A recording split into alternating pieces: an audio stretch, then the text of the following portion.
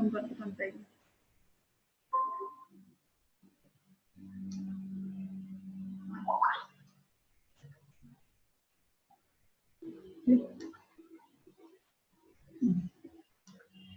Ubícate en este y comienza. ¿Cómo? Ubícate en la diapositiva y comienza. Sí, este es el audio, ¿verdad? Para... Sí.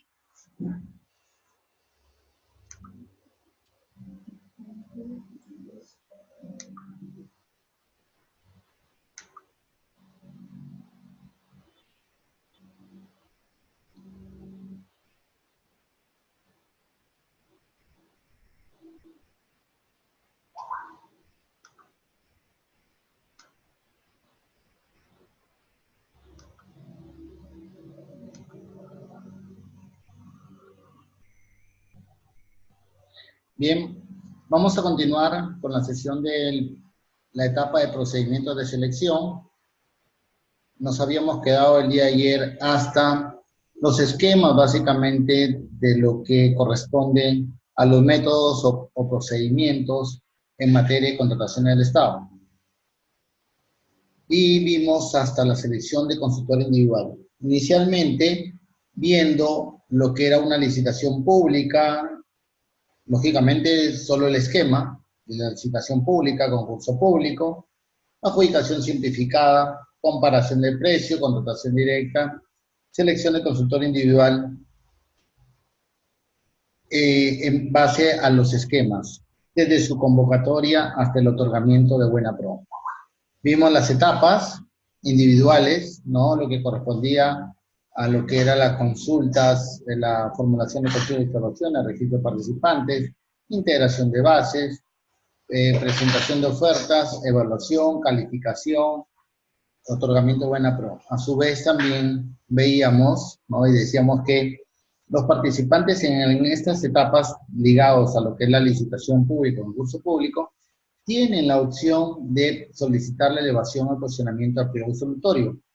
Ello en virtud de que para esos tipos de procedimientos como son largos, ¿no? De etapas y de los plazos mayores, se da la opción a que estos sean, de una forma u otra, a pedido de un participante, sean elevados a la Dirección de Gestión de Riesgos del organismo supervisor de las contrataciones del Estado.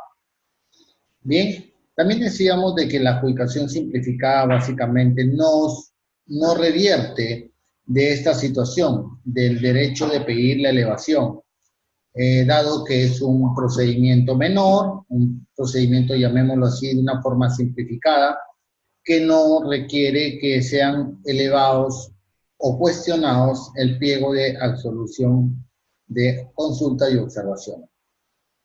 Por último, habíamos visto lo que era la selección de consultor individual. Ahora vamos a ver, en estas etapas que hemos visto así en líneas generales, vamos a detallar o a determinar qué corresponde cada de estas etapas que son importantes y relevantes para el tema de un procedimiento de selección, como es el caso de una licitación pública, concurso público o adjudicación simplificada. En esta oportunidad vamos a ver lo que exactamente qué se refiere a cuando uno establece lo que son consultas y observaciones, o cuando plantea o cuando formula las consultas y observaciones ante un procedimiento de selección. Entonces, cualquier participante o todo participante puede formular consultas y observaciones a las bases, ¿no? Llámese, teniendo en cuenta que cuando nosotros hablamos de participantes, cuando nosotros hacemos un registro y de manera electrónica nos registramos a este procedimiento de selección a efectos de poder cumplir con la oferta y con los requisitos solicitados y de darse el caso de obtener la buena oferta. Entonces, todo participante, persona natural o jurídica que quiera participar de un procedimiento de selección, sea esto una licitación pública, un concurso público, adjudicación simplificada, tiene el derecho, ¿no? O puede formular consultas de observaciones a las bases. Ahora, ligado a las consultas, entiéndase que las consultas son aquellas solicitudes de aclaración o quizás otro pedido de cualquier extremo en las bases. Quiere decir que cuando nosotros revisamos una convocatoria, ahí vamos a encontrar las bases del procedimiento de selección. Sin embargo, muchas veces cuando revisamos estas bases, revierten de algunos errores. Errores de digitación, errores de que no existe relación entre un pedido y otro y consecuentemente se encuentran en páginas distintas. Entonces, esos aquellos errores o pedidos o solicitudes de declaración se hacen como consulta, ¿ya? A materia de consulta. Bien, pero también existen lo que son las observaciones. Y las observaciones son aquellas supuestas vulneraciones a la normativa de contrataciones u otra normativa que tenga relación con el objeto de la contratación. Aquí hay que ser un poco más, más explícito en el sentido de que hay que tener en cuenta, sobre todo, que una observación es totalmente distinto a una aclaración pedida en un procedimiento de selección. Esa es básicamente la diferencia entre una consulta y una observación. Que la observación es la contravención, es la vulneración de la normativa en contratación con el Estado u otra normativa que tenga relación con el objeto de la contratación. Entonces, cabe decir que una consulta es cuando nosotros queremos que nos hagan una aclaración respecto de algo establecido en las bases. Sin embargo, la observación es aquella vulneración que se ha realizado al marco normativo de contrataciones con el Estado. Por ejemplo, si yo observo en unas bases de que efectivamente no se ha considerado el requerimiento por parte del área usuaria. Entonces, téngase bien que en unas bases necesariamente, de acuerdo a la normativa de contratación del Estado, debe estar consignado, y de acuerdo a las bases estandarizadas, debe estar consignado el requerimiento que ha sido realizado por el área usuaria. Porque no olvidemos que el requerimiento es las características técnicas, especificaciones técnicas, términos de referencia, y a su vez los requisitos de calificación en cuanto al objeto de la contratación que se va a realizar.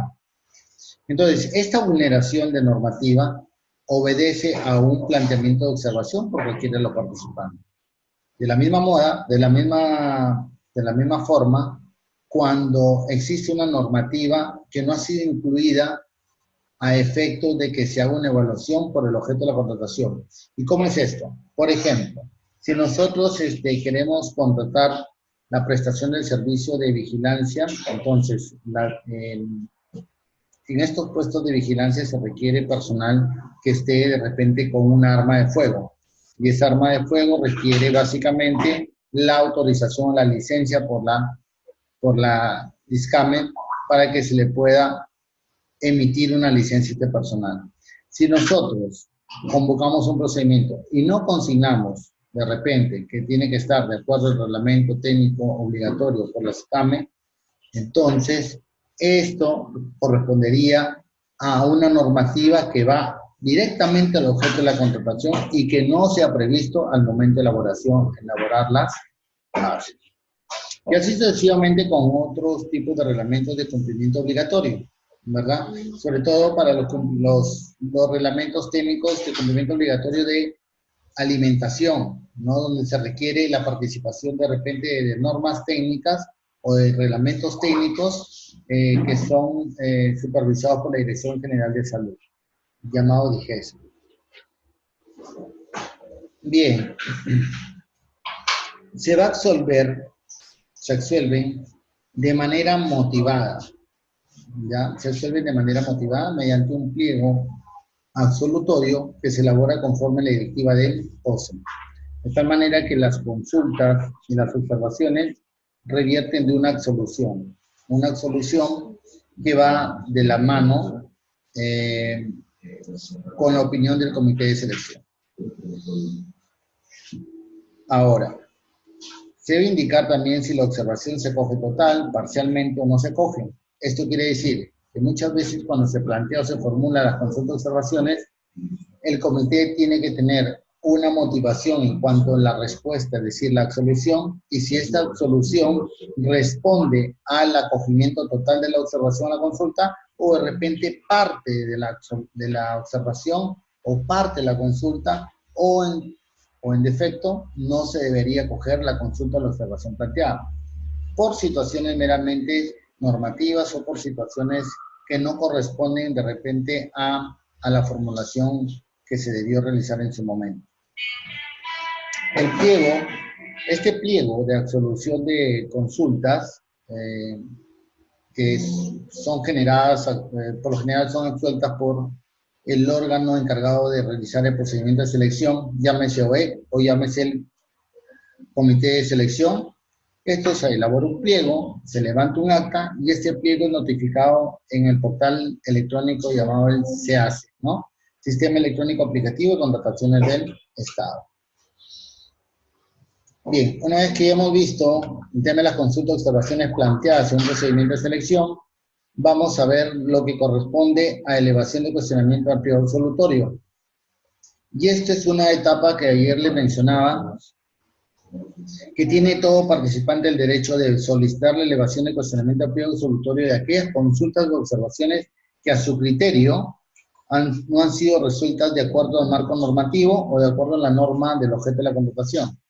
Vale decir que esta oportunidad tampoco se puede dar en todos los procedimientos de selección, sino en algunos, como por ejemplo, en una licitación pública, en un concurso público o en una adjudicación simplificada. Perdón, en una adjudicación simplificada no puede ir una elevación de cuestionamiento de pliego absolutorio, como ya les comentaba. Solo es procedente en lo que es una licitación pública y un concurso público. Ahora, la presentación de solicitud de elevación, cuestionamiento de pliego absolutorio tiene un plazo máximo de 3 días hábiles de notificar al pliego que se hace. ¿Qué quiere decir? Una vez que nosotros absolvemos las consultas y observaciones, emitimos un pliego, como le manifestaba, y ese pliego de absolución de consultas y observaciones, básicamente puede ser cuestionado por alguno de los participantes. Pero, ¿cuál es el momento, el plazo? Al momento que nosotros registramos o publicamos la absolución o el pliego absolutorio, a partir de ahí, del día siguiente, tiene un plazo de 3 días hábiles para solicitar la elevación al cuestionamiento al pliego absolutorio. ¿A dónde? A la Dirección de Gestión de Riesgos del OSE, el Organismo Supervisor de Contrataciones del Estado. Como ya habíamos dicho, no se puede solicitar en una adjudicación simplificada. El pronunciamiento del OSE debe estar motivado e incluye revisión de oficio sobre cualquier aspecto de las bases.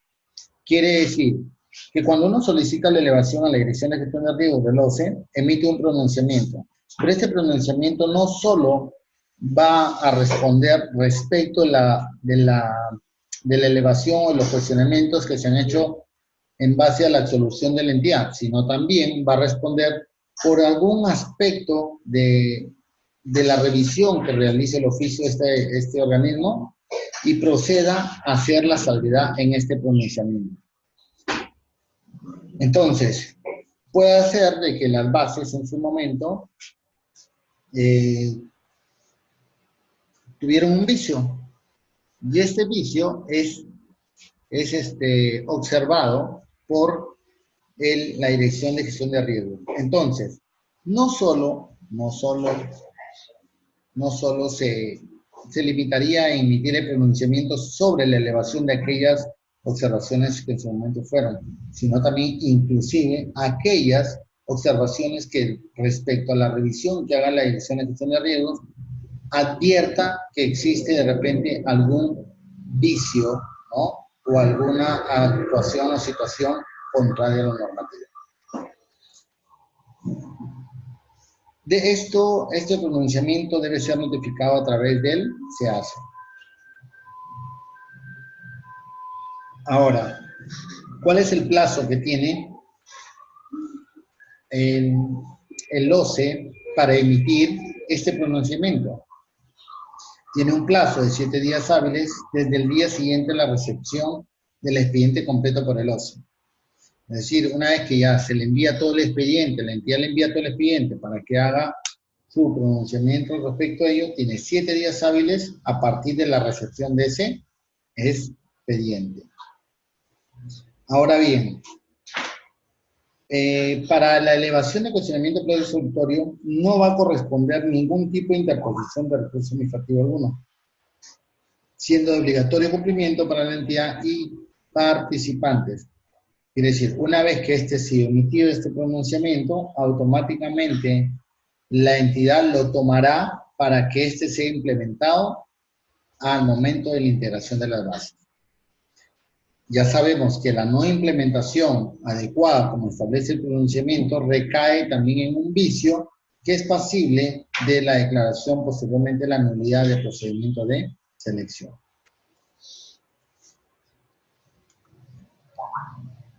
Supuestos de la elevación de los cuestionamientos al pliego de la absolución de las consultas de observaciones. Cuando la absolución a una consulta, ¿no?, u observación por parte del comité de selección se considera contraria a la normativa de contratación pública u otras normas complementarias o conexas que tengan relación con el procedimiento de selección o con el objeto de la contratación. Como les decía anteriormente, aquellos supuestos, ¿no? Aquellos supuestos que le decía cuando se hace la observación es porque hay una contravención a la norma especial de la contratación de Estado llamada Ley de Contratación de Estado. Cuando hay una contravención directamente a esa norma, es pasible de una observación. De igual forma, cuando no se ha tomado en cuenta al momento de la elaboración de requerimiento o la elaboración de factores de evaluación o para la elaboración de los documentos de presentación obligatoria, el cumplimiento obligatorio de un reglamento técnico que vaya de la mano con el objeto de la contratación. Estas situaciones nos pueden llevar a un supuesto de una elevación de cuestionamiento al pliego resolutorio mediante esta haya sido mediante una consulta o una observación.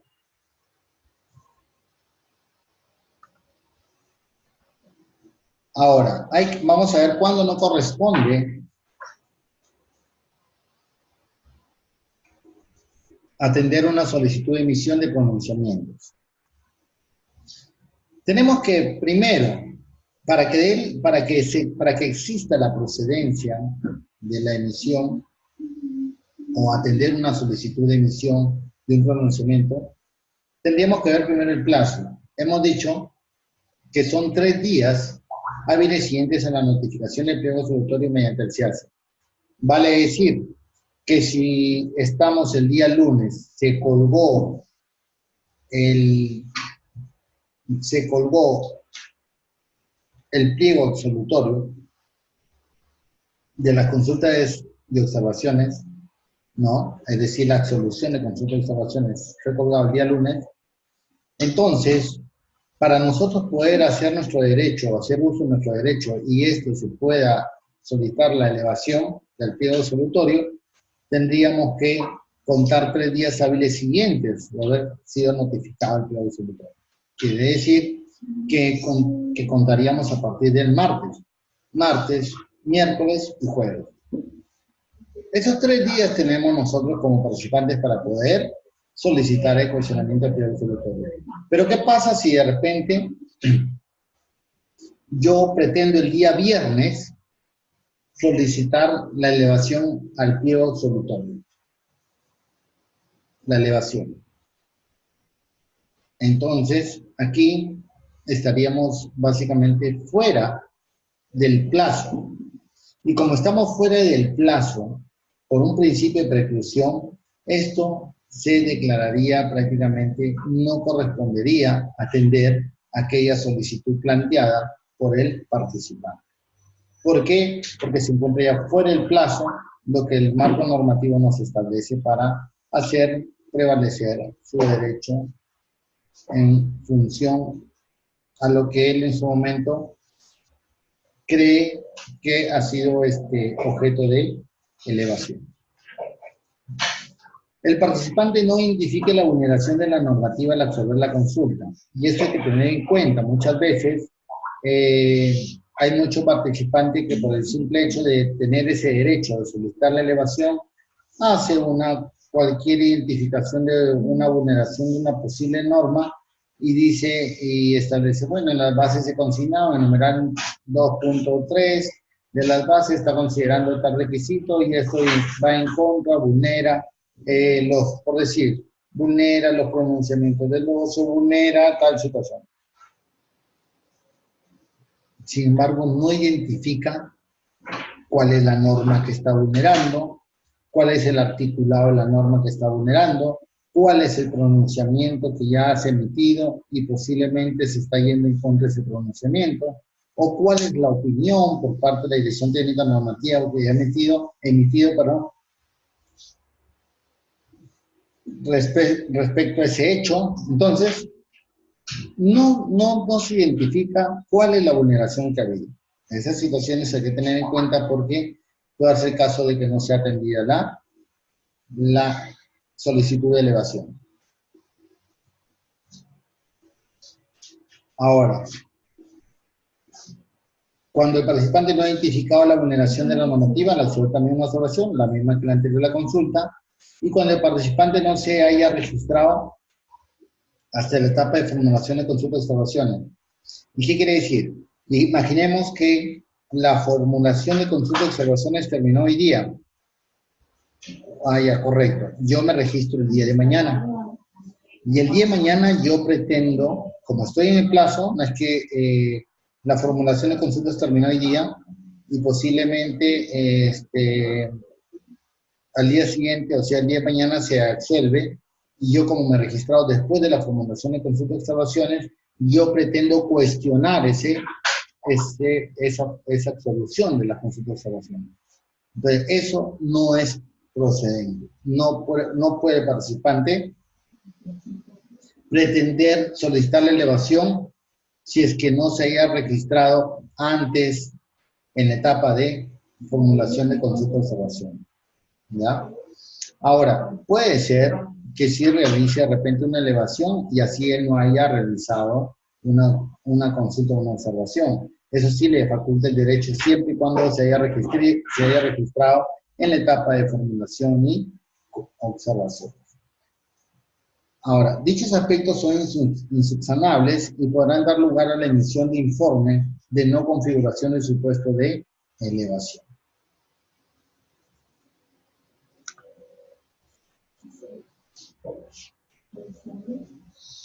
En un día hábil, documentos que deben remitir el comité al OCE para emisión de pronunciamiento. Muchas veces, cuando se solicita la elevación de las observaciones, ¿no? De la absolución de observaciones, de consulta de observaciones, muchas veces las entidades no saben cuándo elevarlo. Entonces, ahí hay que tener en cuenta que la solicitud de elevación presentada por el participante, o sea, en un día hábil posterior a la solicitud presentada de elevación por parte del participante, debe de remitirse todo el expediente a efectos que se emita con la brevedad posible de pronunciamiento de los 7 días hábiles que habíamos visto en la diapositiva anterior. Después, copia el documento en que conste la delegación al funcionario competente para aprobar el expediente de contratación y o bases de corresponder.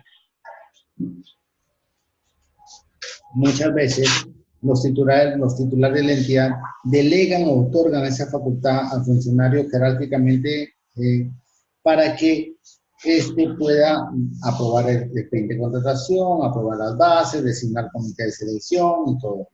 Entonces, este documento es el que tiene que ir de la mano al momento de la solicitud en el expediente respectivamente.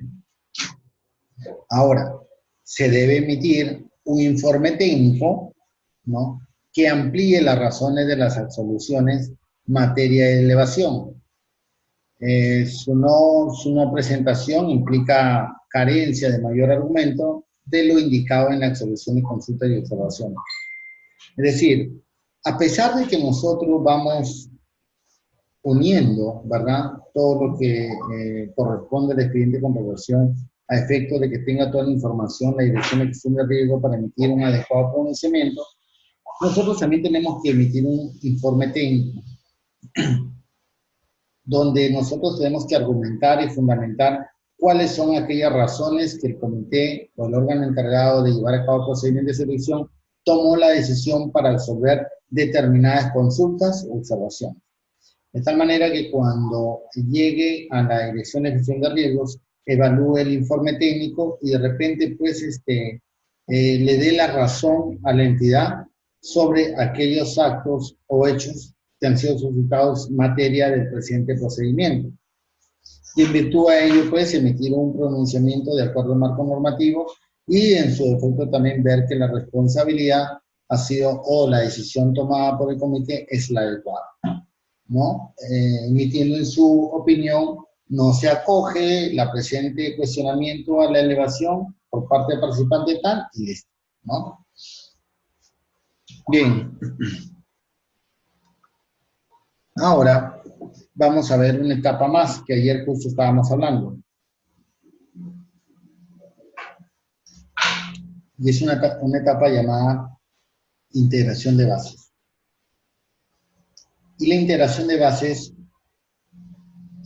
se da básicamente luego de que se haya absuelto las consultas de observaciones, o sea, se haya realizado la absolución o se haya publicado el pronunciamiento, ¿no? Si se trata de una licitación pública, un concurso público, porque si estamos frente a una adjudicación simplificada, hemos dicho que no puede haber un cuestionamiento del pliego absolutorio. ¿Bien? Entonces, la integración de bases, ¿cuándo se va a dar? Se va a dar una vez que se hayan absuelto todas las consultas de observaciones y con el pronunciamiento de OCE, cuando este corresponda. Y ya hemos dicho que corresponde cuando es una licitación pública o concurso público. O si las mismas no se han presentado, el comité integra las bases, ¿no? Ahora, todo participante puede formular aquellas consultas o observaciones a las bases. ¿Cuándo se va a producir? Se produce una vez acogida o resueltas todas las consultas u observaciones y con pronunciamiento no se cierran no se han presentado en el plazo fijado. Ahora, las bases integradas deben incorporar todas las modificaciones que se han introducido como consecuencia de las consultas, observaciones, la implementación del pronunciamiento del OCE, así como las modificaciones requeridas por el OCE en acciones de supervisión. Y esto es muy importante saber o tener en cuenta porque la integración de bases va a reflejar como conclusión final las reglas de juego. Reglas de juego que van a ser expresamente utilizables al momento de la presentación de ofertas. Entonces, una vez que se integran las bases, los postores en su momento son aquellas situaciones que van a tener en cuenta al momento de la presentación de sus ofertas o al momento de elaborar sus ofertas. Es por ello que la integración de bases tiene que incluirse las absoluciones de las consultas, las absoluciones de las observaciones, aquellas absoluciones que fueron elevadas hacia el OCE, aquellas que no fueron, el pronunciamiento emitido, si el pronunciamiento de repente acogió algunas elevaciones o no acogió, posteriormente algún oficio emitido por el OCE como control del procedimiento y todas aquellas actuaciones que hayan como consecuencia modificado o surtan con una modificatoria a las bases inicialmente. Muchas veces en las observaciones se plantean o se cuestionan observaciones directamente al requerimiento, que afectan al requerimiento. Entonces, estas absoluciones van directamente hacia el área usuaria para que éste las absuelva. Porque el comité de selección no tiene esa atribución de absorber planteamiento de consultas o observaciones, ¿no? Que son formuladas básicamente para y que tienen que ser respondidas por el área usuario. ¿Bien?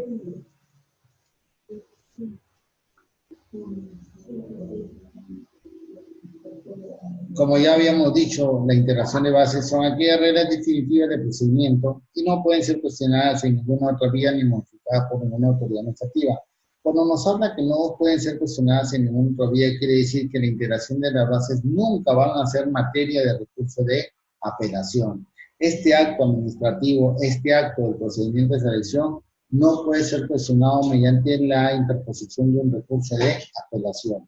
Es más, el proveedor, el postor, el participante que pretenda interponer un recurso de apelación a la integración de las bases, ténganlo por seguro que el resultado final va a ser la declaración de improcedencia del recurso planteado.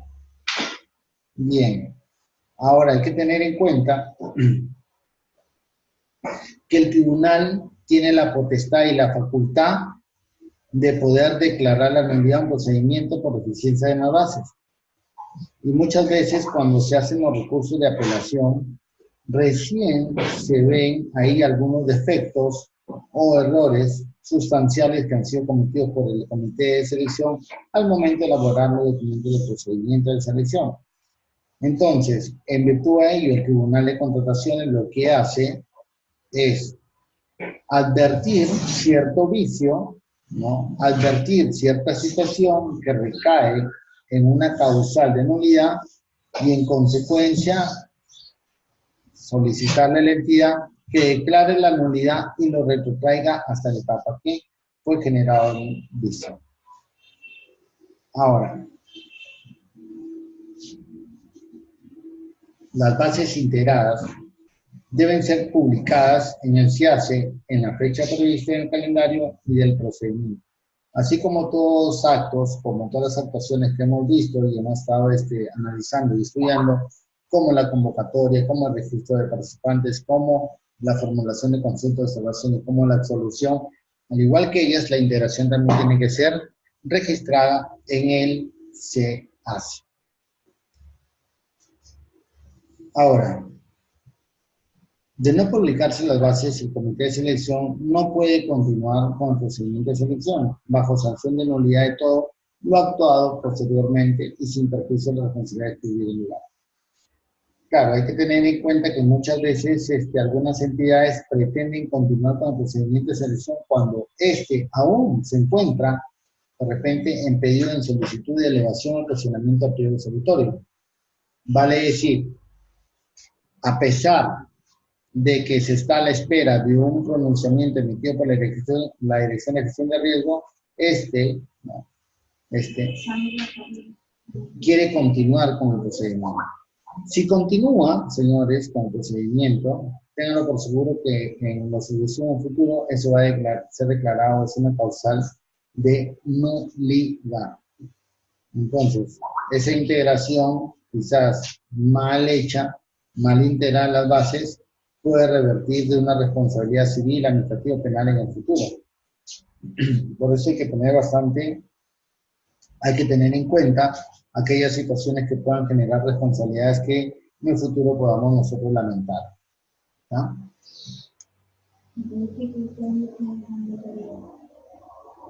Ahora vamos a ver respecto a la presentación de ofertas en función a la licitación pública y concurso público para servicios en general.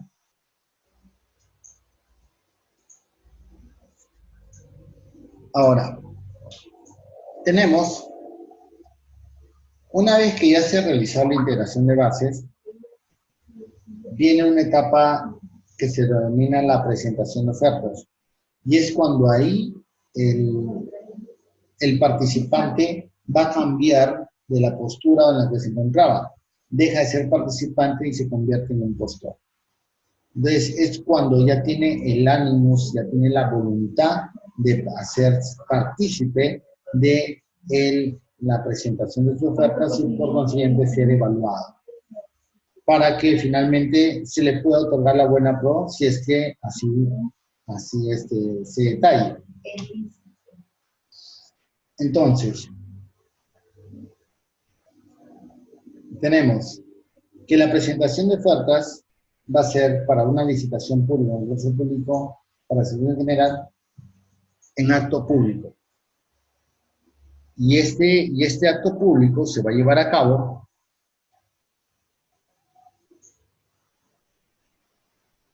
en aquel lugar que ha sido indicada las bases. en la fecha, hora establecida la convocatoria, salvo que exista una prórroga o postergación por el órgano encargado que llevara a cabo el procedimiento de selección, siendo el comité de selección por el REC. Puede darse la posibilidad que este acto sea postergado, ¿no? De repente por sobrecarga laboral, porque de repente el comité de selección no está completo, no hay quórum, ¿no? Para realizar las funciones de los miembros del comité. Tanto el titular como el suplente no estuvo en ese momento. Entonces, se da la oportunidad o, en todo caso, se tiene que hacer uso de esta postergación, ¿no? Para que en el futuro no se pueda generar un vicio de procedimiento o recaiga en un vicio y una causal por consiguiente de nulidad. Ahora, va a haber la presencia de un notario público o un juez de paz y de un representante del Sistema Nacional de Control quien participa como veedor y suscribe el acta. Ahora, si es obligatoria la presencia del notario público o de un juez de paz, si el representante del Sistema Nacional de Control ha sido notificado, se le notificó para que vaya, se le invitó para que vaya al acto público y no llegó, no fue, ello no declara nulo el acto. ¿Por qué? Porque simplemente él va a participar como un veedor, ¿no? Un veedor. La no participación de él no lleva como causal de un vicio en el procedimiento, ni mucho menos causal de nulidad del procedimiento.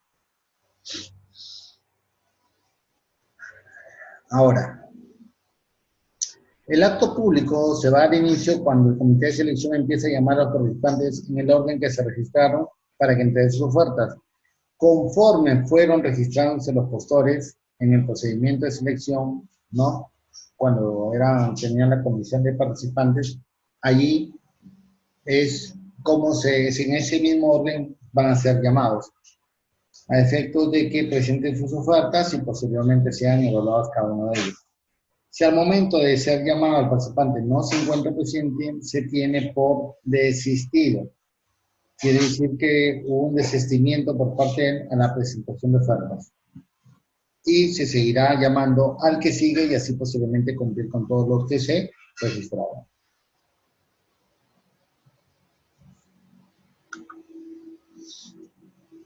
Ahora, en la presentación de ofertas tenemos que tener en cuenta que se va a realizar por escrito y en un sobre cerrado. Pero ojo, un sobre cerrado solo para efectos de licitación pública, un curso público para servicios en general. Ahí sí va a ir un sobre. Y aquellas ofertas, bueno, le digo esto porque para el caso, por ejemplo, de consultorías de obra, se va a requerir de 2 sobres, no de un sobre. Ahí se va a ver el aspecto técnico, un sobre el aspecto técnico y un sobre el aspecto técnico y el aspecto económico. En virtud a ello, se tiene que ver sobre la presentación de las ofertas, tienen que ir de la mano con lo solicitado en las bases estandarizadas o las bases que han sido publicadas por la entidad. Ahora, aquellas ofertas deben estar rubricadas y foliadas. Es decir, toda la oferta planteada, toda la oferta presentada por los postores, ¿no? En su momento, tienen que ir rubricadas y foliadas. Ahora, ¿y qué pasa si no están rubricadas o no son foliadas? De repente caeríamos en un error de forma que sí amerita una subsanación, ¿ya? De acuerdo al artículo 39 del reglamento de la ley de contrataciones. Bien. Ahora, la presentación debe realizarse en el mismo proveedor o a través de un tercero si que exija la formalidad alguna para ello. Sí, pues si bien es cierto, cada proveedor o cada participante que se convierte en proveedor en esta instancia tiene la condición de, puede ser presentado por el representante legal de la empresa o por cualquier persona o a través de un tercero sin que exista una formalidad alguna de la presentación de los sobres o del sobre. porque anteriormente no nos olvidemos que con la norma anterior, en la presentación de ofertas, cada participante, cada proveedor que se convertía en ese momento, tenía que ir con la carta de representación al procedimiento de selección. De lo contrario, no era pasible de solicitar la, solicitar las ofertas.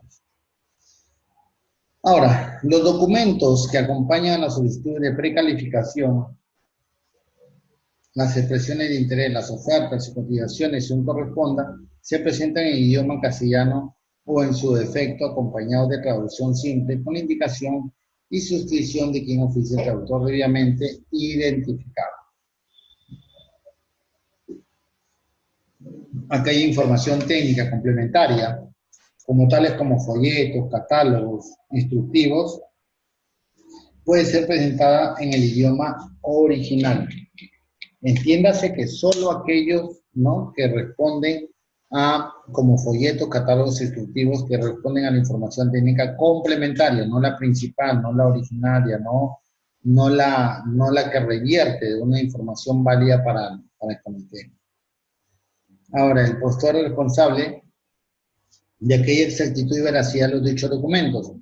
Y muchas veces esto hay que dejarlo en claro. ¿Por qué?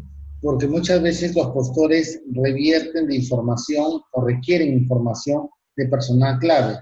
Y si el personal clave antecede o corresponde o determina una información que es falsa, es adulterada, es inexistente, entonces esto le puede generar responsabilidades futuras al postor, que efectivamente él no tenía conocimiento de ese documento, pero para ello él tiene que revisar esa documentación o al menos estar seguro de que los contenidos de esos certificados revierten de veracidad. Porque inicialmente se presume que todos los documentos son veraces, ¿no? Hasta que posteriormente se pasa a lo que es la evaluación de la presentación de documentación en cuanto a su verificación, ¿ya? Verificación de control posterior de la documentación presentada.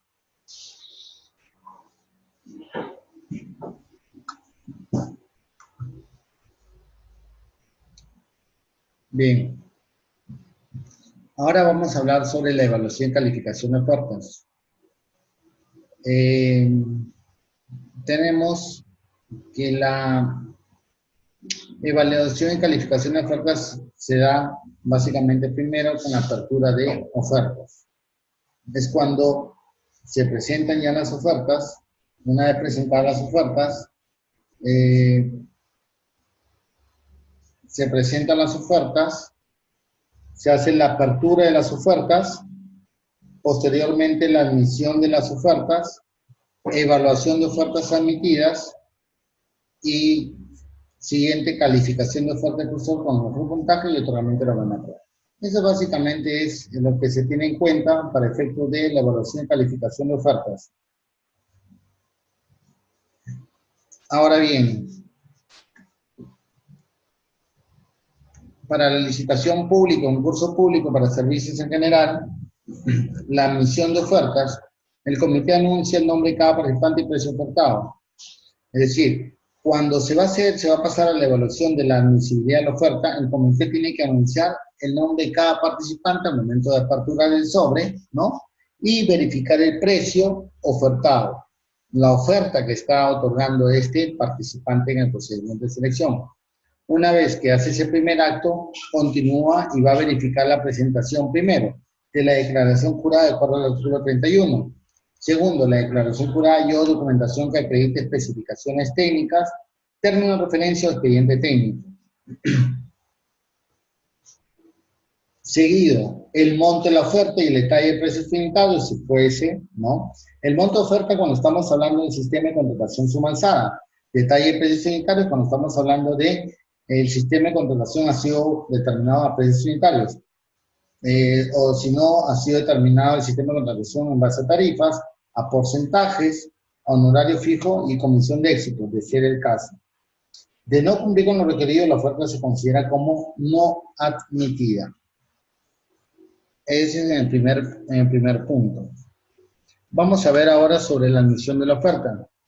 Por decir, en el caso de obras y modalidad mixta, la oferta no puede ser mayor al 110% del valor referencial ni menor al 20% promedio de todas las ofertas admitidas, incluido valor referencial si no se rechaza y se tiene por no admitido.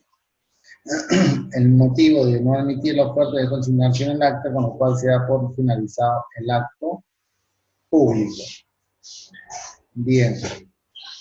Previo a la evaluación, el comité debe determinar si las ofertas responden a las características y o requisitos funcionales y condiciones de las especificaciones técnicas y términos de referencia, especificados en las bases. De no cumplir,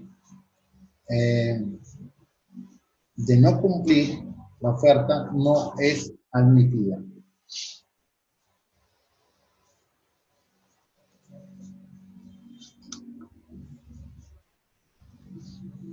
Ahora vamos a entrar a la etapa de la subsanación.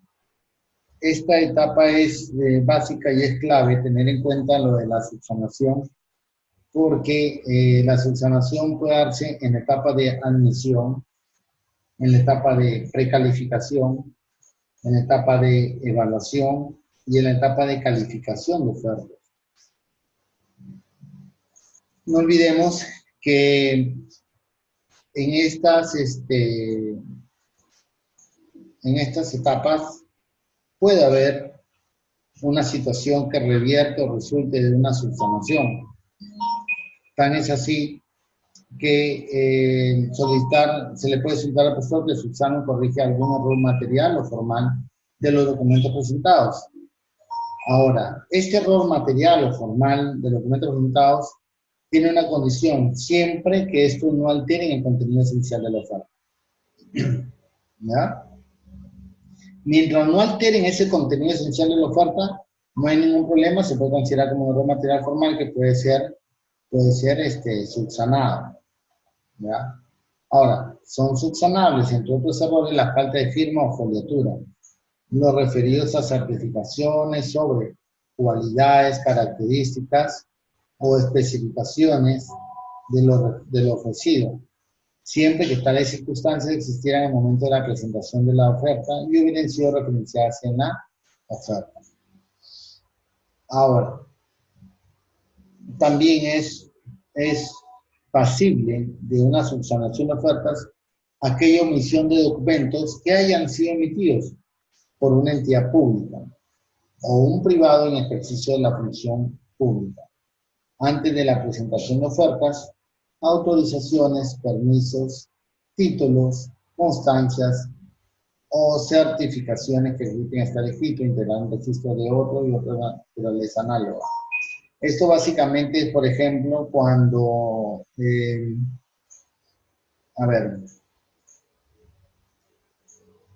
imaginemos que nosotros estamos evaluando la capacidad legal del participante, del postor.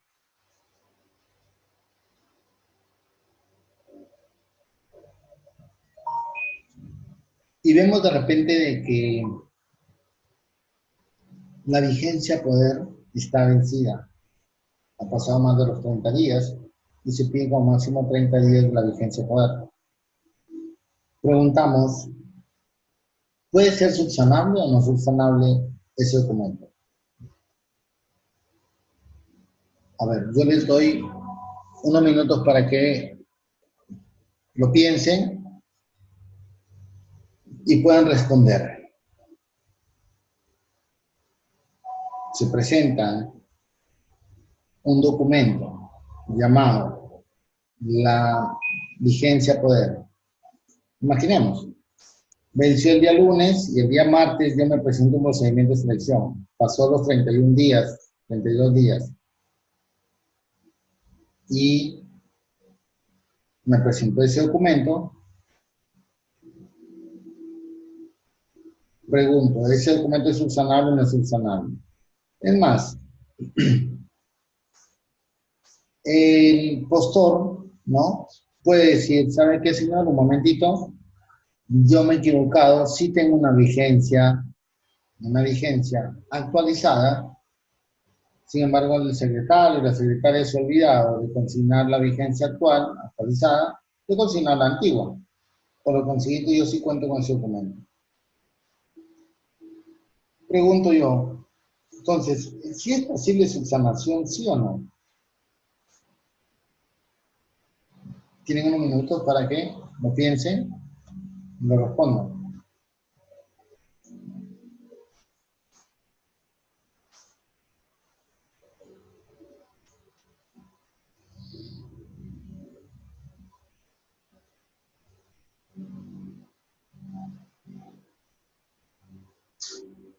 Bien.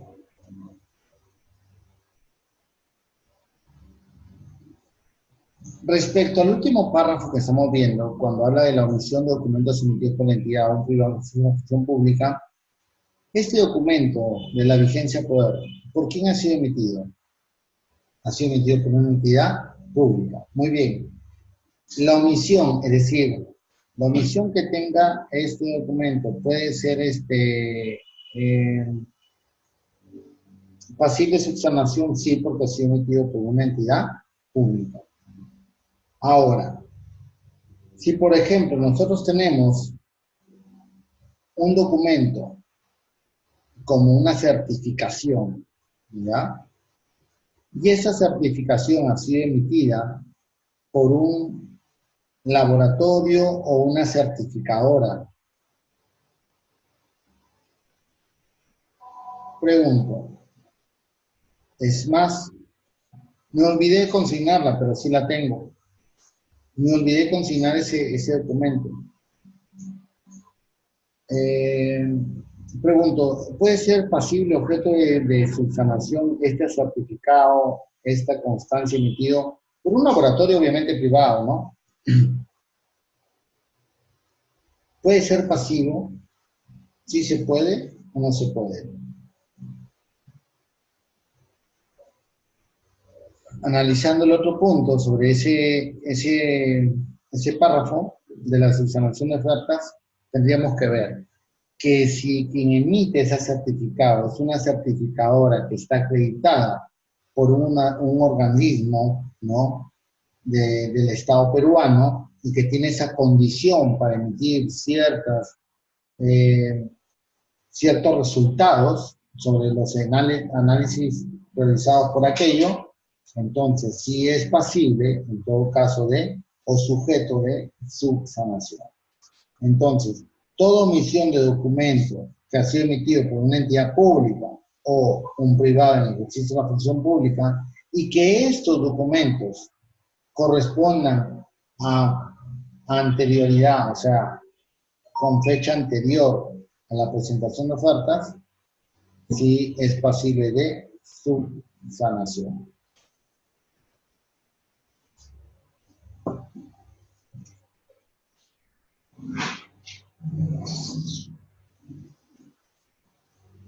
Seguimos con el tema de la subsanación de ofertas y para qué procede y cuándo va a proceder.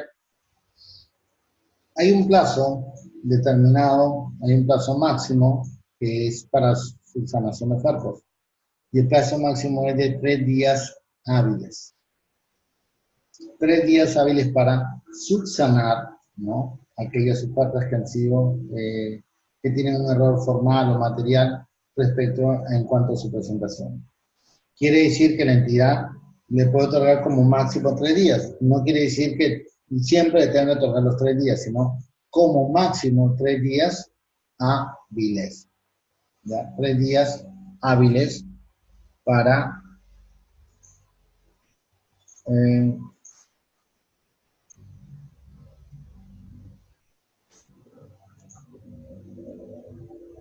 3 días hábiles. Muy bien. La subsanación de postor, ¿no? Esta se va a dar o se realiza a través de una unidad de trámite documentario de la entidad. Ahora, la subsanación por el postor, el representante legal o apoderado acreditado, se va a dar mediante estos representantes. Ahora, tenemos que tener en cuenta lo siguiente. que para situaciones de la oferta económica, solo la rúbrica y foliación, solo rúbrica y foliación va a ser objeto pasible de subsanación. Ahora, cuando exista una divergencia entre el precio cotizado en números y letras, prevalece este último, ¿ya? Es decir, las letras, cuando, si por decir, me consignas 100.000 tu oferta y en letras pones 101.000, ¿cuál es lo que va a predominar? Va a predominar lo que dice en letras más no el número. ¿Por qué? Porque tenemos una divergencia. El número me dice que son 100.000 y en letras me dice 101.000. Entonces va a predominar lo que son en letras, pero esa predominación de letras, ¿quién tiene que hacer esa subsanación? ¿El participante? No. Esa subsanación la va a tener que realizar el mismo órgano encargado de llevar a cabo el procedimiento de selección, sea este el OEC o el comité de selección.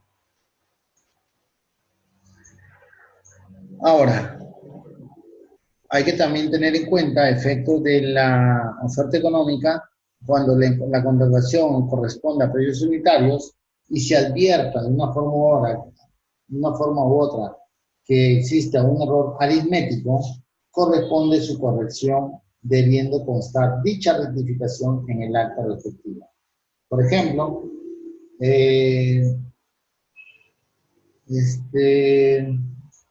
estoy considerando como error aritmético aquel que entre la sumatoria, ¿no?, me da un resultado y aparece otro. Por ejemplo, tengo 100 y quiero multiplicarlo por 50. Tengo 100.000 soles, ¿no? 100.000 soles cuesta cada uno por 50. Entonces estaríamos hablando, perdón, 1.000 soles por 50, estaríamos hablando de 50.000. Pero yo considero en la oferta 55.000. Si nosotros multiplicamos 50 por 1.000, nos va a dar 50.000, no nos va a dar 55.000. Entonces, lo que nos dice la norma, este error que ha sido cometido por el participante también tiene que realizar la operación adecuada del comité de selección y dejarlo constando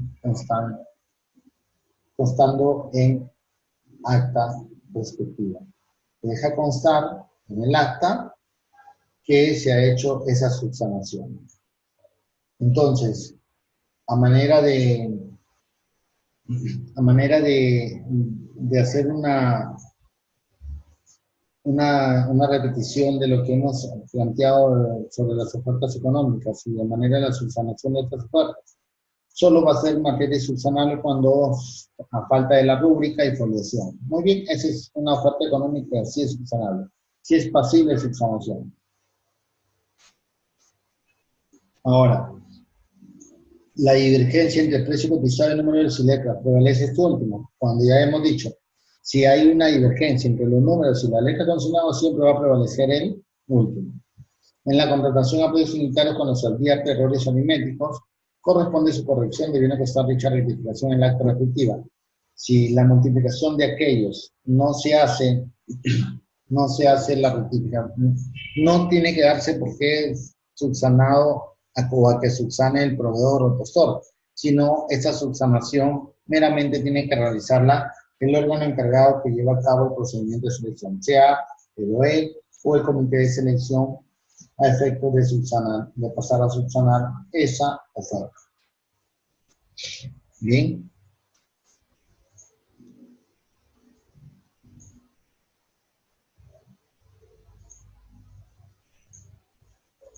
Vamos a ver ahora lo que es la evaluación de ofertas respecto a la licitación pública o concurso público para servicios en general. Primero, la evaluación de ofertas tiene por objeto determinar la oferta con el mejor puntaje y el orden de prelación de las ofertas, según factores de evaluación enunciados en las bases. Y aquellas bases que son las bases estandarizadas.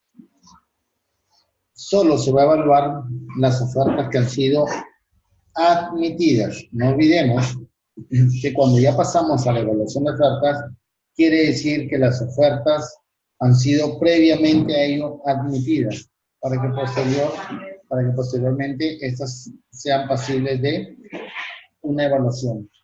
En las bases estandarizadas que estableció el Organismo Supervisor de Contratación del Estado, ha realizado ciertas etapas que se tienen que respetar a efectos de que no recaigan en un vicio de procedimiento de selección. Entonces, primero vamos a admitir las ofertas para posteriormente estas sean evaluadas y seguida de la evaluación la calificación. Entonces, para cuando nosotros contamos o estemos en esta etapa de evaluación de ofertas, necesariamente han tenido que ser admitidas las ofertas. En el caso de bienes, servicios y en su caso de ofertas que superen el valor referencial de la convocatoria, para efecto del comité de selección considera válida la oferta económica, debería contar con la certificación de crédito presupuestario correspondiente. Ahora, la aprobación del titular de la entidad, previa opinión favorable del área usuaria, que no puede exceder de 5 días hábiles contados desde la fecha prevista en el calendario para el otorgamiento de la buena prueba, bajo responsabilidad, salvo que el profesor acepte reducir su oferta económica. En estos casos quiere decir que cuando la oferta supere el valor referencial de la convocatoria, puede generarse no digamos un error, pero sí se puede generar un problema para la institución o la entidad, en virtud de que se ha ido por encima del valor referencial, es decir, un adicional más de lo que supuestamente estaba proyectado. Para ello, y para tener el cumplimiento también de la prestación por parte de la entidad hacia el contratista, ¿no?, de resultar ganador de la buena pro, ya existe una obligación por parte de la entidad. ¿Cuál es? El pago, ¿no? Una vez que se hace la prestación, el pago. Y para no incumplir con este postor, ¿qué es lo que hace la entidad? Asegura el cumplimiento ¿bajo qué? Bajo la situación de la certificación de crédito presupuestario. El comité derivará esta situación a planificación de presupuesto. Planificación de presupuesto le dirá, bueno, ¿saben qué? El postor A del procedimiento de selección, el valor referencial es 100 y él está ofertando 105. Pues solicito a ustedes área de planificación de presupuesto para que nos puedan dar una certificación presupuestal respecto de la diferencia del valor referencial.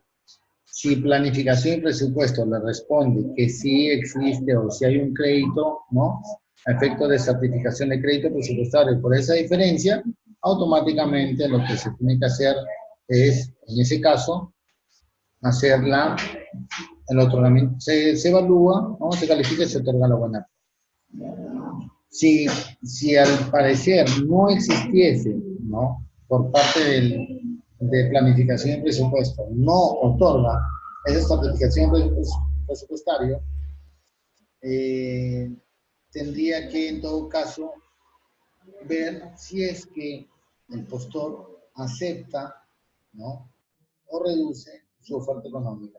Si se fue a 105, pues le diríamos, ¿sabe qué?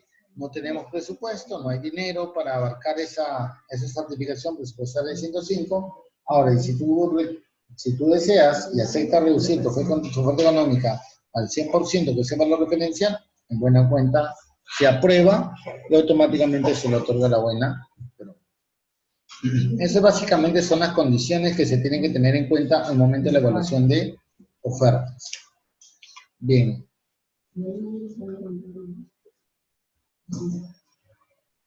Tenemos ahora, siguiendo con el mecanismo y la metodología, tenemos ahora sobre las evaluaciones de ofertas.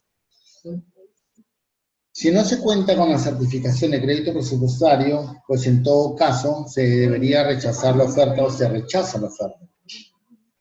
Para determinar si la oferta con mejor puntaje cuando la evaluación de precios es el único factor, se le otorga un máximo a la oferta de precio más bajo y se otorga a las demás ofertas puntajes inversamente proporcionales a sus respectivos precios. Claro, pues si tenemos una oferta que es el 100% y hay una que se presenta al 90%, otra al 96%, otra al 97%, otra al 98%, así sucesivamente, entonces tendríamos que otorgarle la mayor puntuación a quién, al que tenga el menor precio. Bien.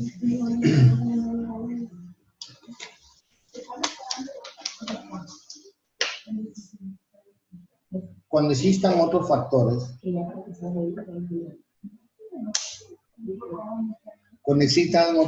de evaluación, además del precio, la oferta con mejor puntaje se determina en función de los criterios y procedimientos de evaluación enunciados en las bases, de aquellas bases que están no reflejadas como en las bases estandarizadas. Ahora, mínimo tiene que tener 50 puntos, ¿no? Entre 50 puntos para lo que es el precio, 50 a 100 puntos para lo que son de bienes y servicios. Menos de 50 puntos no puede ser.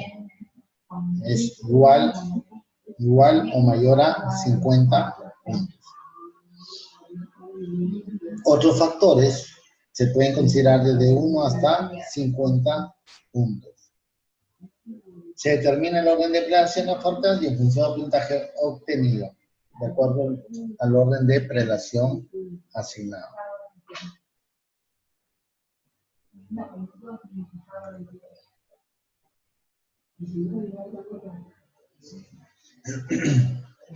Seguimos entonces con la evaluación de ofertas para la licitación pública, concurso público de servicios en general. Ahora vamos a ver qué pasa si entre las ofertas presentadas por los participantes se incurre en un empate entre ellas. Es decir, se presentó el postor A, el postor B, el postor C y el postor D.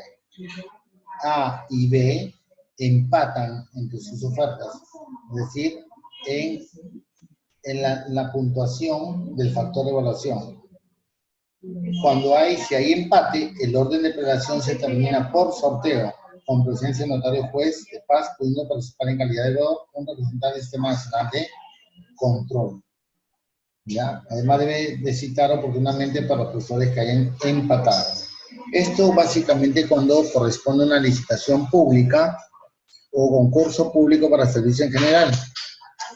Ahí, si en caso de los empates, el orden de prelación se termina por sorteo. Si los dos tuviesen 100 puntos, pues tendríamos que hacer un sorteo para determinar quién va en ese primer orden y quién va en el segundo orden.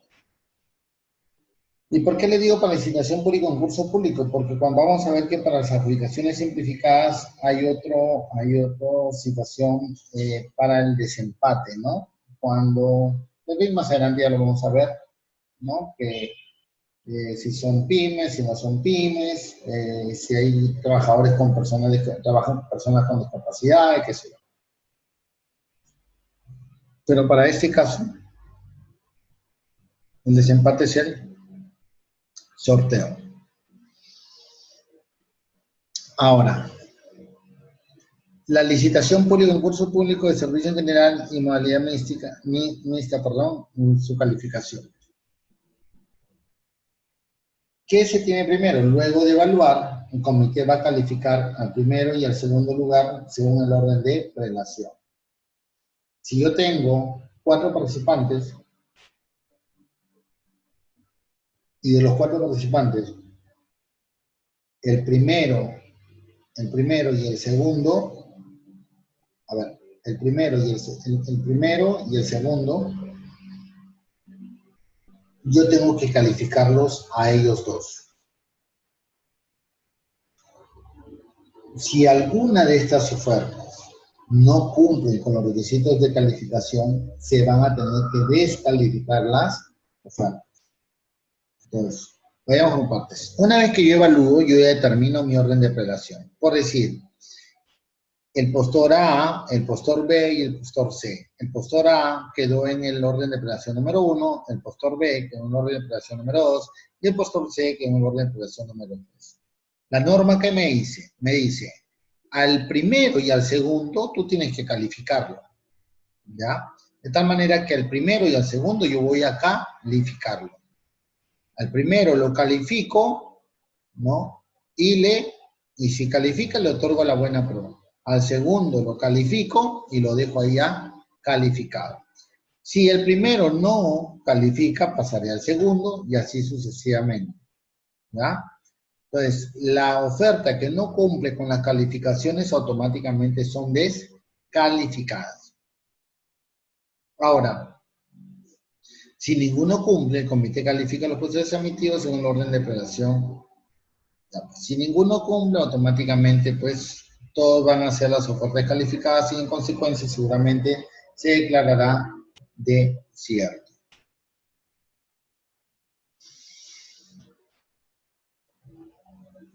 Ahora, vamos a ver lo que es la licitación pública, concurso público para servicios en general respecto al otorgamiento de la buena pro.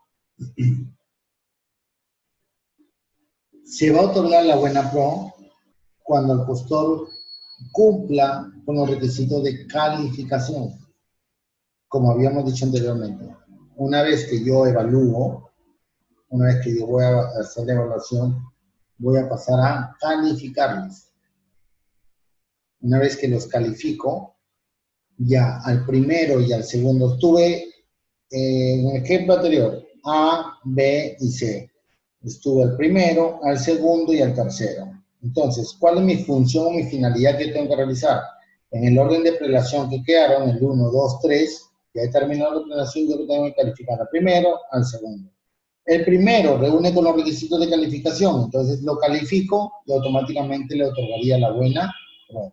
Al segundo también tendré que calificarlo y dejarlo como un postor calificado.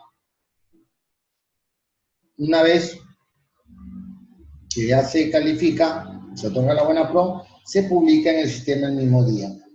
No se requiere un acto público para la publicación en el SEACE.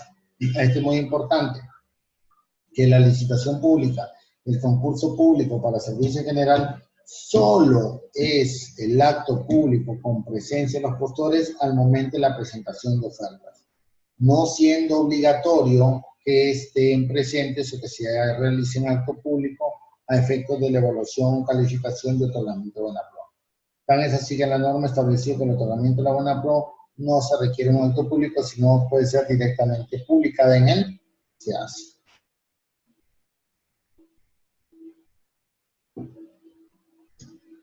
Bien.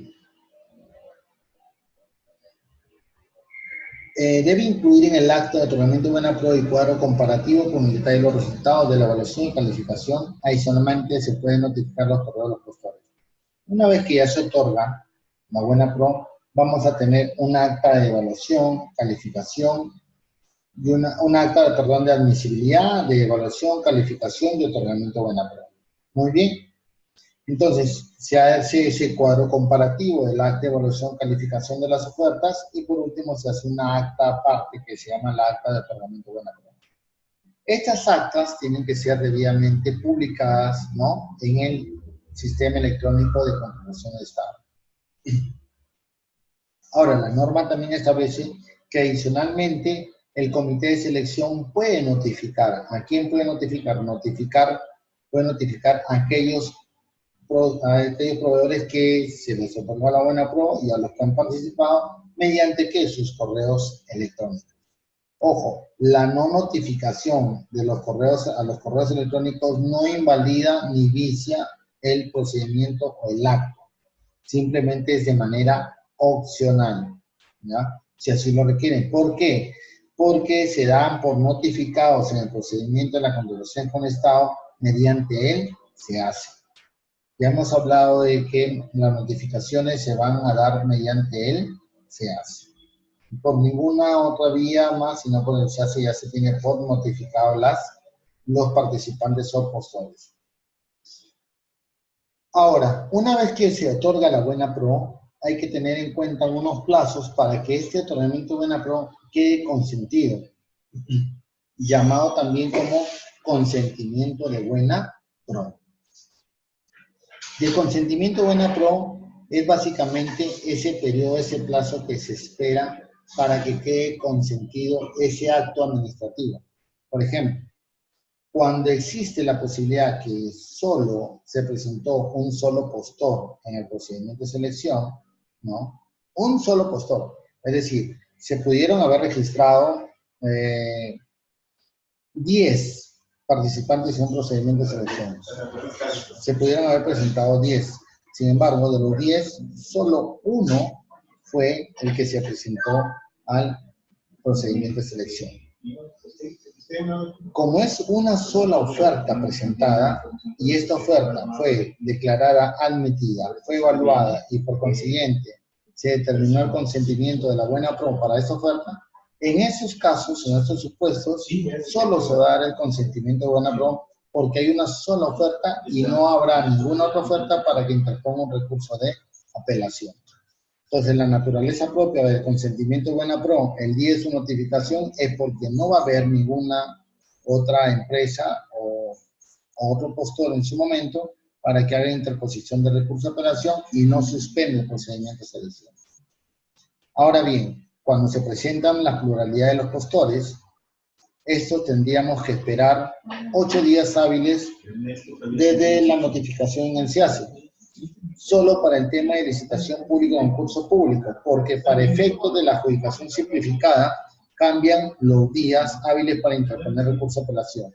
Entonces, si yo tengo el postor A, el postor B o el postor C, y de estos 3 postores tenemos como en consecuencia pluralidad de los mismos, yo le otorgué la buena pro al postor A, entonces el postor B está sujeto o tiene el derecho de repente a interponer un recurso de apelación dentro de los 8 días hábiles siguientes a su notificación, cuando corresponden estos a un procedimiento de selección denominado licitación pública y o concurso público para servicio general. Ahora, ¿cuándo se va a publicar el consentimiento de buena pro? El consentimiento de buena pro se va a publicar al día siguiente producido o defenecido el plazo para la interposición de recurso de apelación. Si, por ejemplo, nosotros tenemos que hoy día otorgamos la buena pro, el día miércoles, contaríamos 8 días hábiles a partir del día de mañana. Es decir, el día jueves, un día, viernes, 2 días, lunes, 3, hasta el día viernes son 5 días, 7, y estaríamos el lunes de la siguiente semana próxima, estaríamos recién cumpliendo con los 8 días. De tal manera que el martes de la semana próxima ya podríamos estar publicando el consentimiento de buena pro. Hay que tener en cuenta porque muchas veces se trata o se pretende consentir la buena pro en el día 8º, cuando todavía no ha vencido el plazo para la interposición de recurso de apelación. Bien, ahora, el comité va a remitir el expediente de contratación al OEC, ¿ya? Va a remitir el comité el expediente de contratación al OEC para que ejecute los actos destinados a formalización del contrato, ¿ya? Una vez que se consiente la buena pro, una vez que queda consentido la buena pro, el comité remite al expediente, el expediente de contratación al órgano encargado de las contrataciones para que ejecute los actos destinados a la formalización del contrato.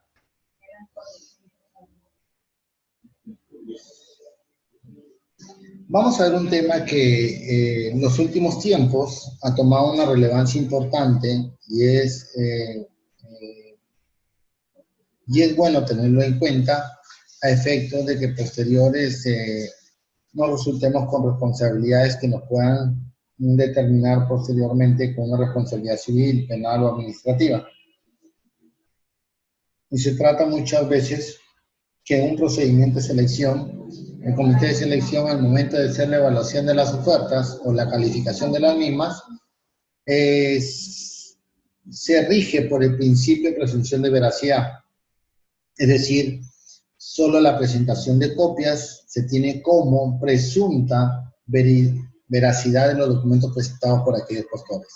Sin embargo, la entidad tiene la responsabilidad de realizar la verificación de la propuesta ganadora posterior, ¿no? Entonces, luego de haberse otorgado la buena pro, la entidad deberá hacer una verificación inmediata. La entidad va a realizar la inmediata verificación de las ofertas del postor ganador de la buena pro. Llámese constancias, certificados, de repente declaración jurada que esté incongruente, que sea inconsistente, que sea adulterada, cualquier situación. Muchas veces hemos visto, ¿no? Y han sido materia o pasibles de un procedimiento sancionador ante el organismo supervisor de contratación de Estado mediante el tribunal. Se ha verificado posteriormente que la documentación presentada por aquellos postores resulta de documentación adulterada, inexacta o fraudulenta o falsa. Entonces, ello ha conllevado, lógicamente, a la pérdida del otorgamiento de buena pro y, en consecuencia, pasibles a ser posteriormente sancionado por el Tribunal de Contrataciones. Ahora, para la verificación de la oferta, se tiene que hacer una serie de mecanismos para tener la comprobación o comprobar la inexactitud o falsedad. Si hay en su momento una inexactitud o una falsedad en los documentos presentados, se declara la nulidad del otorgamiento de la buena pro o del contrato. De tal manera que todo lo realizado por, en este caso, en el procedimiento de selección o quizás al momento de perfeccionar el contrato, ¿no? Mediante orden de compra de servicio o el contrato mismo, a pesar de que ya se haya suscrito contrato, esa es una causal de la nulidad del contrato o causal de nulidad del procedimiento de selección. Una vez que nosotros ya tenemos esos elementos, ¿no? Esa recopilación de aquellos datos que nos muestran o nos comprueban la inexactitud, la falsedad, la adulteración de este documento, tenemos la opción de comunicar al tribunal y al Ministerio Público. ¿Y con qué finalidad? Con la finalidad de que en el tribunal, por ejemplo, se le inicie un procedimiento sancionador, ¿no? Y posteriormente o de repente al Ministerio Público, si corresponde o es pasible a una interposición de una acción penal correspondiente. ¿Bien? Entonces, vale decir que una vez que nosotros otorgamos la buena pro, ¿no? a una persona, natural o jurídica, a un proveedor, tendríamos que nosotros verificar la presentación de esa documentación. Y la presentación de esa documentación tiene que ser básicamente por una verificación inmediata. Porque, como les decía, la documentación presentada por aquellos postores en su momento solo revierte de una presentación de documentación que es en copias, fotocopias, ¿no? Copias, fotocopias, y que posteriormente nosotros tendríamos que corroborar esa información haciendo las averiguaciones. Muchas veces de repente no es pasible o no tenemos las condiciones para que se pueda efectivizar esa verificación, porque son documentos a veces presentados por entidades privadas y no apoyan con la verificación. Y cuando es una entidad pública, sí, muchas veces se puede generar más bien una comunicación rápida y una respuesta sobre aquel documento presentado. Entonces, queridos alumnos, para terminar, vamos a ver en este caso el tema de el precio de la oferta, que en caso de procedimiento según relación de ítems, el postor debe presentar el precio de su oferta en documentos independientes en los ítems que presente, ¿no? En ítems, ayer les estaba comentando que los ítems son aquellos procedimientos menores y proceso mayor. Eso es para tener un poco en cuenta sobre el precio de la oferta. En caso de contrataciones que conlleva la ejecución de prestaciones accesorias, el postor debe detallar en el precio de oferta el monto correspondiente a la prestación principal y a las prestaciones accesorias. En caso de una convocatoria o sistema de precios unitarios, el postor debe consignar los precios unitarios subtotales de su oferta. En caso de convocatoria suma alzada, el postor debe consignar el precio total de la oferta sin perjuicio de resultar favorecido con la buena pro, presente el detalle de precios unitarios para el perfeccionamiento del contrato, según lo provisto numeral 2.4 de la sección específica de las bases. Muy bien, entonces, el factor de precio para los bienes, ¿no? Tenemos tenemos aquí en pantalla la fórmula aplicable, ¿no? Para determinar el factor precio. Tenemos que PI, el puntaje de la oferta a evaluar, es igual al precio de la oferta más baja, OM, por el puntaje máximo del precio sobre el precio. Con esta fórmula sacamos automáticamente el factor de precio para efectos de bienes y servicios. Tenemos aquí un caso práctico que es el único factor del precio, cuando es el único factor del precio en bienes y servicios, precio ofertado, entonces de X, Y, Z, W, aquí tenemos cuatro postores, teniendo que X tiene 100.000 nuevos soles, Y 97.000 nuevos soles, Z 95.000 nuevos soles y W 93.000 nuevos soles. Eso llevado a la fórmula que hemos tenido acá, nos da como resultado la siguiente: 93.000, que es el menor, por 100 sobre 100.000, que es el mayor, igual 93 puntos. Seguimos, 93.000, ¿no? 93.000, que es el menor, por 100 sobre 97, que es nuestra oferta, da como resultado 95.88. Seguimos, 93.000, que es el precio menor ofertado, ¿no? 93.000 por 100 sobre 100, que es los 100 puntos, sobre 95.000, que es nuestra oferta, nos da como resultado 97.89. Y por último, 93.000, que es 93.000, la oferta más baja, por 100 sobre 93.000 también, nos da como puntuación 100. Ahí están los 100 puntos, esa es la aplicación de la fórmula que les acaba de decir. Bueno, amigos, alumnos, con esto hemos culminado. Nos estaremos viendo la próxima sesión. En la próxima sesión continuaremos con lo que es de procedimiento de selección. Esperándonos encontrar la siguiente semana. Gracias por su atención. Nos vemos.